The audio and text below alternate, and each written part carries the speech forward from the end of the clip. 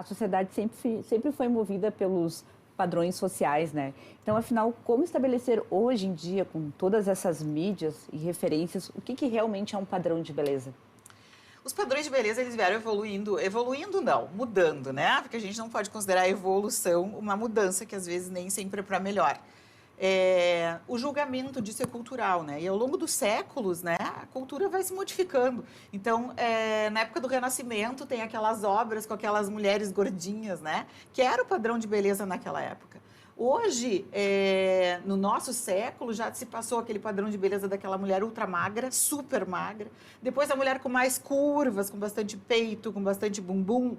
E hoje está se buscando mais a naturalidade, né? Então, é muita influência cultural, né? Do meio que as pessoas vivem. Inclusive, assim, o padrão cultural, o padrão de beleza estético de um país, de um continente é diferente de outro, né? Nos Estados Unidos, elas adoram boca muito grande, peito muito grande. Aqui no Brasil, a gente gosta de bumbum, né? Grande. Então, enfim, e isso vai mudando ao longo do tempo, né? Muda no tempo e muda de região. De região para região também, obviamente. Doutora, o que você considera que motivou os padrões atuais serem adotados como ideais?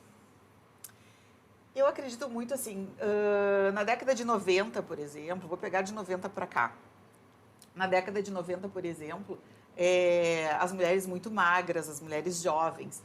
E existiam softwares, né, em câmeras, que eu não sei nem dizer o nome, porque na época a gente não tinha conhecimento disso, que modificavam muito a aparência das atrizes, né? Então, na Rede Globo, por exemplo, na novela, uma atriz que era bem velha, parecia super jovem, super jovial. E as pessoas pensavam, poxa vida, né? Como é que ela consegue? Eu quero saber que procedimento que ela faz, quem é o cirurgião plástico dela, quem é o dermatologista dela, porque eu quero ir para ficar igual. Porque a gente nem sequer tinha ideia de que eram softwares que hoje a gente sabe, né? Que está ao alcance de todo mundo, que são os filtros, né? Sim, mas até então, nós crescemos imaginando as pessoas através da tela de uma forma.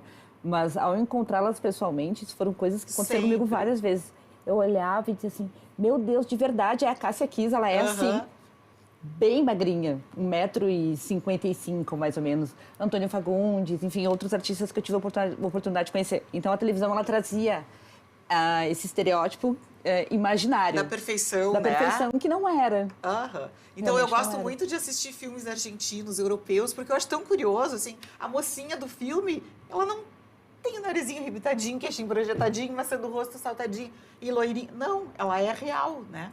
Então, eu gosto muito de questionar esses padrões, porque eu acho que a gente está muito escravizado e eu vejo muita gente infeliz em função disso. Eu estava antes do programa contando para o João que com a pandemia vieram esses filtros no Instagram, né? Sim. E na pandemia nem sempre eu estava com saco de me maquiar, né? Porque a gente estava para baixo, eu não sei, eu fiquei muito para baixo, eu fiquei me questionando muitas coisas, refletindo muitas coisas e nem sempre eu estava afim de me maquiar.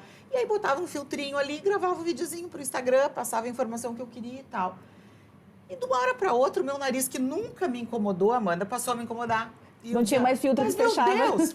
Não, eu só gostava do filtro. Sim. Ao vivo, me olhando no espelho, eu passei a me incomodar com o meu nariz. E eu me dei conta que eu fui vítima, né, disso. Só que eu sou médica, eu sou uma profissional que trabalha com isso. Então, eu me dei conta. Não, parei, meu nariz não tem nada de errado. E isso é uma distorção que eu estou criando da minha autoimagem em função do uso exagerado desses filtros. Exatamente. Só que a maioria das pessoas não tem esse discernimento e acaba se frustrando e acaba procurando profissionais da área de estética para se modificar, para perder a sua identidade, para fazer a tal desarmonização facial, que eu gosto de chamar, porque é um termo, eu acho que a harmonização facial é um termo maravilhoso, porque a gente pode harmonizar uma face perfeitamente, mas eu acho que desarmoniza a partir do momento que tu tira a identidade daquele paciente, né? Tu tira aquilo que é dele. Imagina assim que eu estava vendo, estava assistindo uma série ontem que estava abordando um problema de uma jovem, devia ter uns 13, 14 anos, e que ela estava muito infeliz com a aparência por causa dos filtros.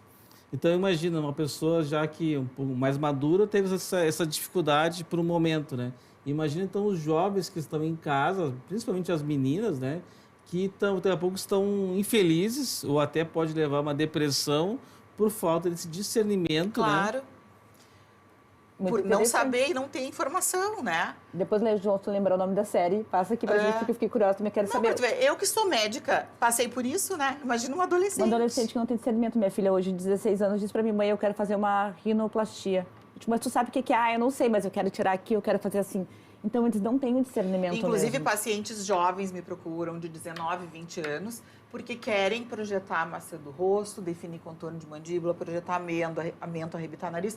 E aí elas querem ter a cara que elas teriam aos 30 anos, porque a gente vai, os traços da gente vão se modificando ao longo dos anos. E uma mulher de 30, 40 anos, ela tem, de fato, os ossos mais definidos e mais marcados. Mas não faz sentido para uma menininha, né? De 20 anos. Não tem, porque tem tudo pela frente ainda. Tem muito que ainda acontecer, né? Antes de passar pela cirurgia plástica, enfim.